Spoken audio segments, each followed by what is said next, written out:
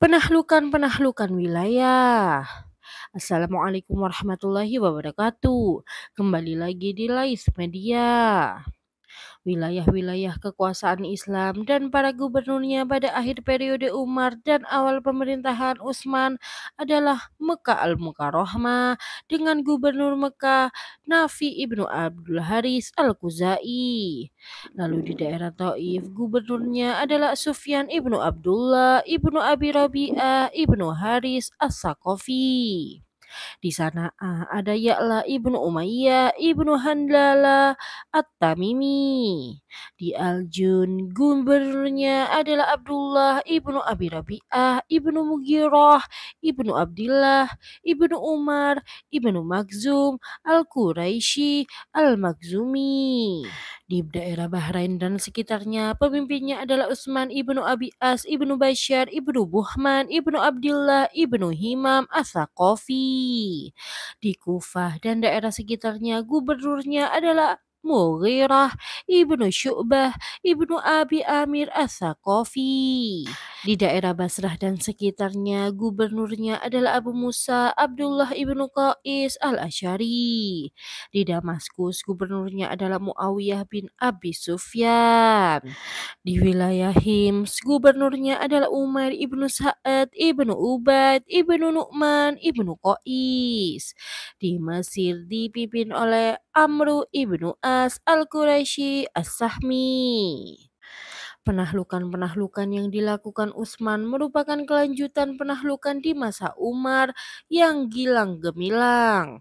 Kaum muslimin pada masa khalifah sebelumnya yaitu Umar bin Khattab telah mencatat dalam sejarah bahwa kekuatan Islam telah berhasil menciptakan sebuah negara yang baru. Periode pemerintahan Utsman diawali dengan berbagai fitnah, kekacauan, dan gejolak internal maupun eksternal. Bangsa Persia dan Romawi mulai memberontak dan mengkhianati perjanjian mereka dengan umat Islam. Mereka menduga bahwa kekuatan umat Islam melemah dengan wafatnya Umar bin Khattab.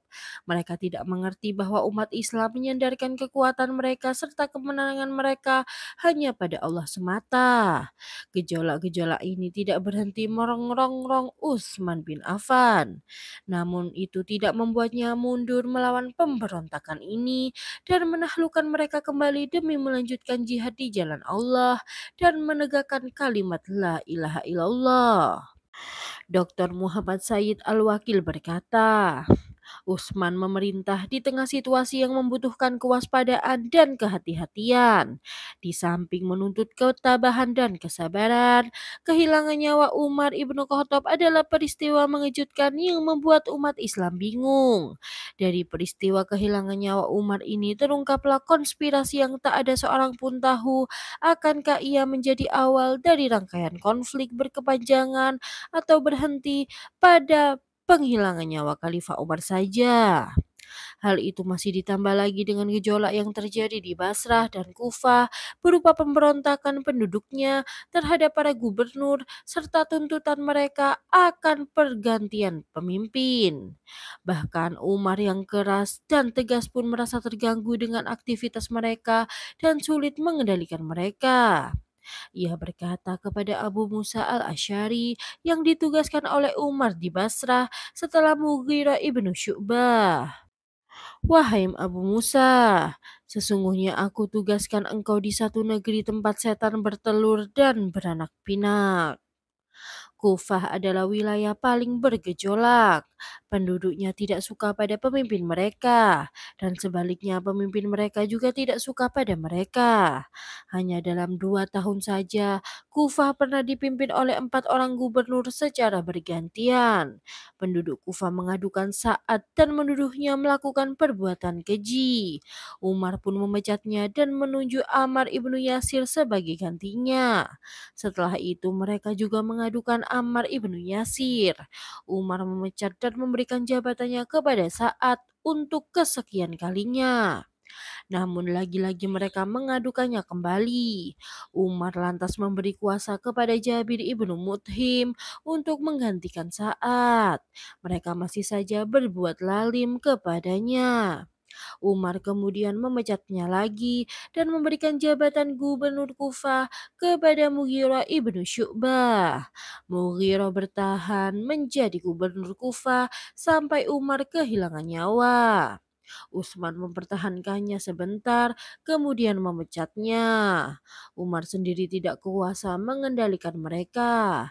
Ia bahkan pernah berkata, "Siapa lagi yang akan membantuku menangani penduduk Kufah? Jika aku angkat orang yang kuat untuk memimpin mereka, mereka menyeretnya. Jika aku angkat orang yang lemah sebagai pemimpin mereka, mereka merendahkannya." Target dari ekspansi wilayah pada masa Utsman yaitu yang pertama adalah meredam pemberontakan pasca wafatnya Umar bin Khattab dan mengembalikan kedaulatan negara Islam. Yang kedua yaitu melakukan ekspansi wilayah hingga pada kawasan-kawasan yang berada di belakang negara pemberontak. Di antara kejelian Utsman radhiyallahu an dan strategi politiknya adalah pembangunan pangkalan militer permanen untuk mengikat orang-orang Islam dalam melindungi negara dari serangan musuh. Utsman juga memerintahkan pembangunan armada laut untuk menghadapi serangan dari laut dan menaklukkan pulau-pulau yang terletak di sekitar wilayah kaum muslimin. Kami Media mohon pamit. Assalamualaikum warahmatullahi wabarakatuh.